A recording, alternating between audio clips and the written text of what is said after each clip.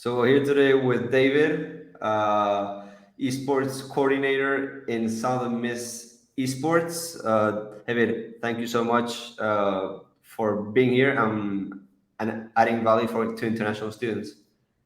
Yeah, no, thank you for having me. This is exciting. I'm very excited. Before we start, can you tell us a bit about your journey, how you ended up as an Esports Coordinator in Southern Miss? Yeah, for sure. What I studied in college or in university here was law, actually. So I went to law school after college and decided it wasn't for me, and then I began teaching and focusing on um, medieval history in Scandinavia. I wanted to travel to Oslo in Norway, and I wanted to teach it. Um, Unfortunately, the pandemic hit, and I was forced to kind of pivot. And so I found a career in esports where I've always had a passion for it. I grew up in esports. I competed back in the old MLG Halo Reach days. And then I competed at the very beginning of Rainbow Six back in 2015. So yeah, I mean that's kind of how I ended up here. It was the right change. It was the right move. Right? Were was it were like was it student run before you came Yep. and you made it also to a varsity level, or was it, or did you start from zero? How was the transition there? Yeah, so when I got to Southern Miss, there was about three teams, and it was run by a staff member, but there was no dedicated esports staff. And so when I got hired on, I was actually the first esports staff member to be hired in the state of Mississippi for any college. Mhm. Excuse me. So when I did get here, it took a couple of months to kind of get things going. Now we're sitting at six premier varsity teams, and we have about 15 academy teams. And so we've got the hyper competitive, we've got the somewhat casual side as well, and yeah, we try to engage as many students as possible. That's great. That's great. And can you before this talk, we were talking about how you emphasize in health and well being. Can you like talk us through about like how you prioritize nutrition and also exercise? Yeah. No, for sure. One of the biggest challenges we've had is combating a stereotype of gamers don't exercise, that they're not healthy. And so that's not true. There are a ton of gamers out there that are incredibly fit, very healthy. And what we do to combat that stereotype, as well as to invest in our students, is we provide completely free meal plans for students to maintain peak nutrition. We also provide workout plans for students to maintain their activity level, and they're all personalized. So, what we also do is before every game, we do a couple of stretches to get ready for the match itself. And we do preparations to make sure that our students who are going to be sitting down for, if we're talking about Counter Strike, maybe 2, 3 hours at a time for these matches, we want to make sure that when they get into the game, they're warmed up both in their body and their mind, because that's how they're going to perform better. But at the same time, they're going to maintain a very healthy um, mindset, a very healthy environment. Um, yeah. That's great. And in terms of academics, like, Yep. do you focus? Do you is it like student first, then esports, or is esports and then studies? Uh, can you explain more about that? Yeah, so as a former teacher, I care a lot about your academics. You're going to be a student first and then esports. And truthfully, I'd rather players focus on their health and well-being, their mental, their physical, and their emotional health, even before academics. Because if you don't take care of yourself, you can't study effectively. And so, in my mind, it goes health, then academics, then esports. And by focusing on those two aspects first, your esports performance will be that much better. And we do have grade requirements for the program. They're not that hard to meet, but they're there to make sure students don't neglect their academics. We have tutoring sessions, we have tutors, we have people here to help students in fields of study that might be quite difficult, like organic chemistry. Oh man, that is not my zone, but we have someone here who's really good at it. And we actually have a Fortnite player who's going to med school, and she needs to know that. And so we have her meet with a tutor. Um, we're very proud of how we prioritize academics in our esports program. That was great. And I haven't heard that much, like prioritizing health than academics than esports. It's usually like something that some esports programs have, not all. So it's amazing. And because students do have a tight schedule with class, Yeah. practice, then competition. So, what resources do you have, like maybe psychologists or like counselors, if a student is having like a not a burnout, but like Yeah. sometimes overwhelmed in having this tight schedule, and also as you prioritize health, like what how are ways you guide the students into like Yeah. hmm, I see. Yeah. So I'm also on the mental health task force for the university. So what that means is me and a lot of my colleagues do everything we can to give as many resources as possible to students to combat things like stress, which is going to be something that everyone experiences, but also handling a lot of mental health boundaries and barriers. College is a very different place, especially for someone coming internationally. That's a big step. That's a very long journey, and they're entering a world they may not be familiar with. And so, making sure that they have a community around them that understands them, cares about them, and is there to help is very important. And so, we do offer counseling services. We also have additional mental health services around all around campus, really, and even in the game room, which is right next to the esports arena, we have some resources there for them as well. And so, on that side of things, we like to take care of our students.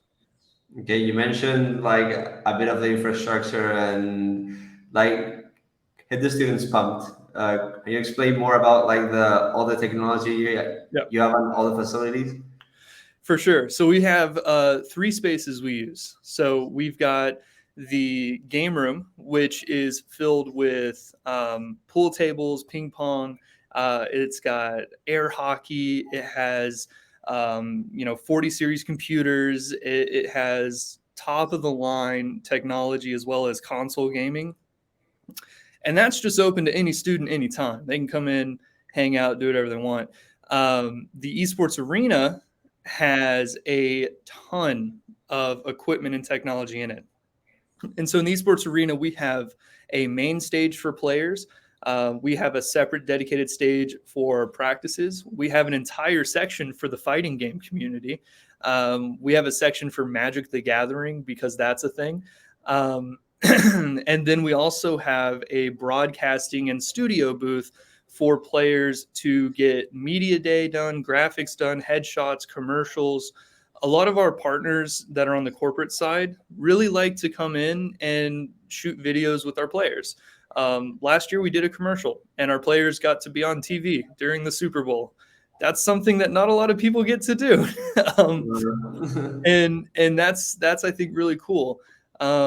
We also employ our students, and so if students want to learn how to do broadcast and production, we'll employ them and we'll give them an hourly wage, work them part time, and they'll get to actually experience what they're learning in the classroom. They'll get to apply it. They'll be able to add it to a resume. Um, And so that's really, what we like to offer.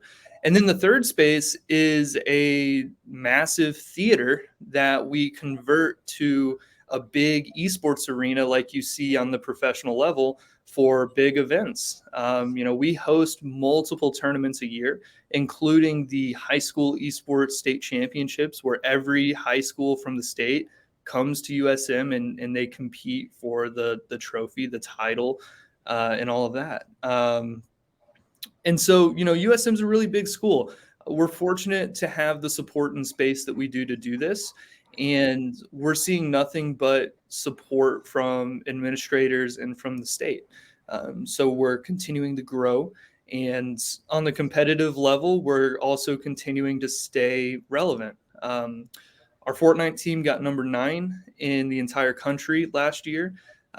We have several championships and finalist spots in conferences we competed in. And we even got a national championship last year for Rainbow Six. And so, yeah, we're just trying. We're trying our best to make it a good experience for students because we know people care about it. We know people are interested in it. And we want to make sure that we are able to provide. That's great. And especially the best is like not only do you offer competitive opportunities, but like Mhm. as you mentioned, broadcasting, content creation, maybe social media, like all these positions. Imagine like of course if you pay a student to do them, they have to have a prior experience. Yeah. But for those students that don't have much of an experience but want to get into it, so when they graduate, they can get a job in that. Do you also offer maybe not paid, but maybe like as an internship or like to help, and maybe when they get good at it, you maybe they have a chance to get paid for it? Like, how would that work? Yeah, that's exactly what we do have. We have internships, and they are semester-long internships, and we do everything we can to train and teach students how to operate certain systems that they may not be used to. We have internships for people who want to focus on the production side for lighting, graphic design, soundboard technicians. Those are really big right now. Shoutcasters, production manager. We also have internships for a team manager position as well, where students can work one on one with these teams and really learn how to manage a team. That has a lot of beneficial skills that can be transferred to really any kind of field you want to work in, because you may find yourself in a position where you are leading a team in what you're doing.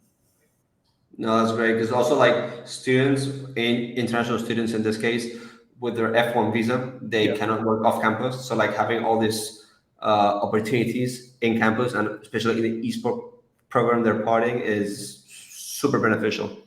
So that's amazing. And when you are recruiting, when you see all the stats, all the experience they have in teams, and then you have the meeting with them to see that they're a good fit, what is like all those soft skills, non-tangible skills Yeah. that you look in a player to see if he's a good fit? And can you explain a bit about that? Yeah, for sure.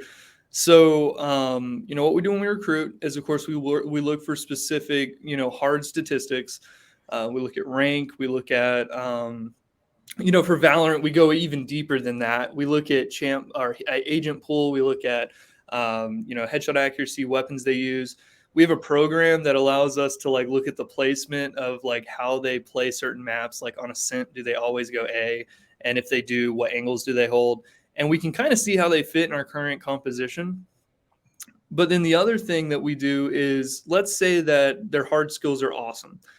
Now it's time to have a conversation about the soft skills, transferable skills. I want to see if a player is willing to work with a team, if they're willing to move off of playing Reyna for their entire life to maybe more of a utility based agent to fit the team. There's a great example of this. We had a player who did nothing but main Reyna, which is a duelist in Valorant, and she's seen as kind of like this pub stomper, in low elo, but she's also someone that used to be very like OP. And so, they did nothing but play Reyna.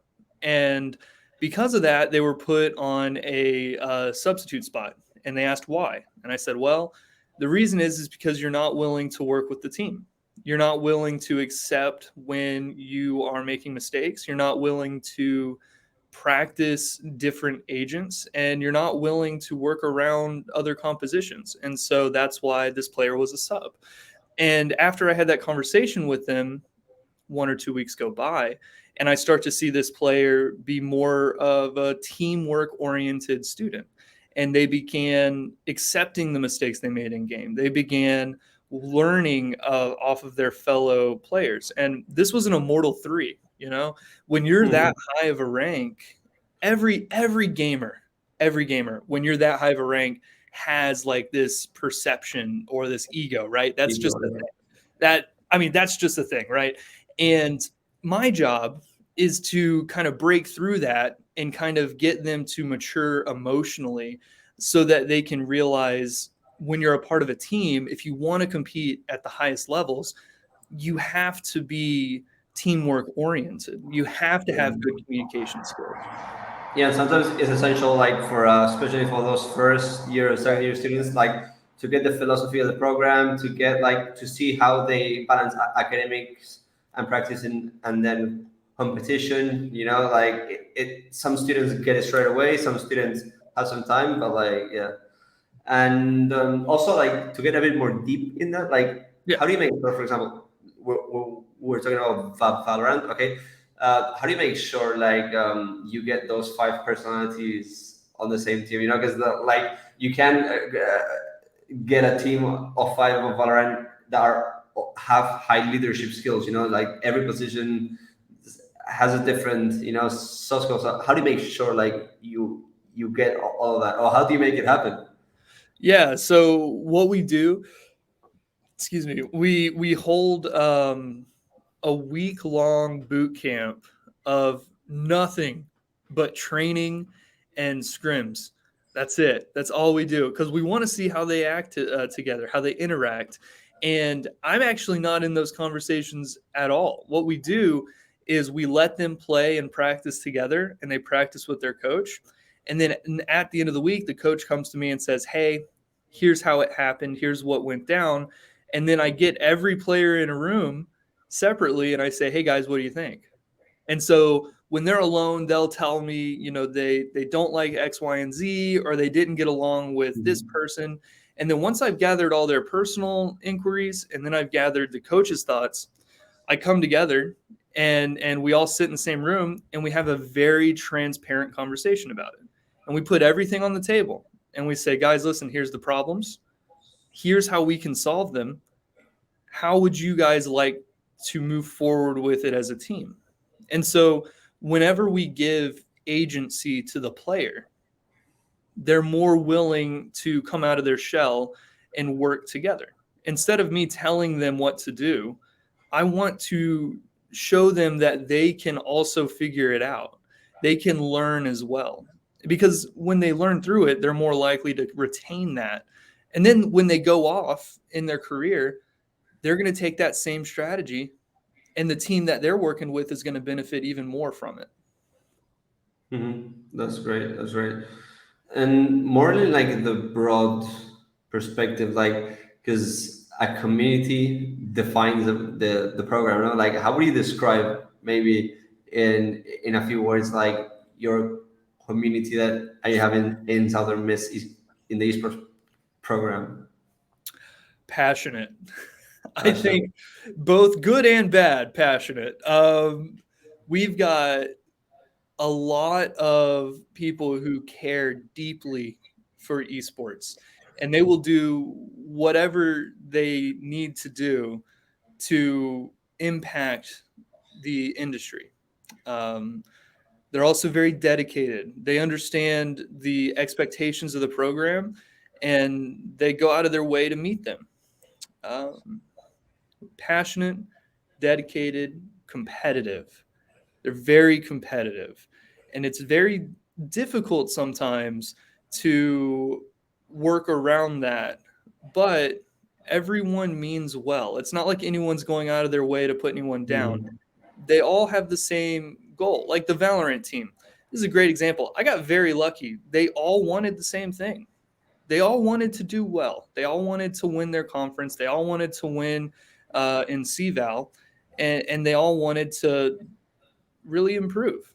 And so I didn't have to sit down with them. I didn't have to, have those conversations. They all kind of just went with it, and they clicked together really well. Um, but yeah, I mean, the community is something special, I think, because we do a lot of exhibition matches on campus. We do a lot of show matches where we'll take the Overwatch team and we'll take the Rainbow Six team and we'll make them play each other in Counter Strike. They have no idea how to play Counter Strike, but when they play together like that, it creates this bond. It creates this camaraderie, and it's really fun. An Um, appreciation of like, oh, this video game is harder than I thought. for real, yeah. Um, yeah, I mean, I think that kind of sums up, the community here. We like to have fun, but we're also competitive, and everyone is very passionate and committed. That's great. That's great, David. To wrap this up, like, where can people find you and your program as well on social Yeah. media? So easiest way to find us is go to Google, type in Southern Miss Esports, and Mhm. our website has everything you can need. It's got all of our social media links. It has our Discord link. Jump on into the Discord, say hi. You don't have to be a student to join the Discord. You can join some of our game nights. You can talk to some of our teams. You can follow us on Twitter, just Southern Miss Esports. We go live on Twitch all the time as well under the same name. And yeah, I mean, if you're just interested, talk to this guy right next to me, and he'll get you in touch. Well, David, thank you very much for your time, and we stay in touch. Yeah, for sure. Thank you so much.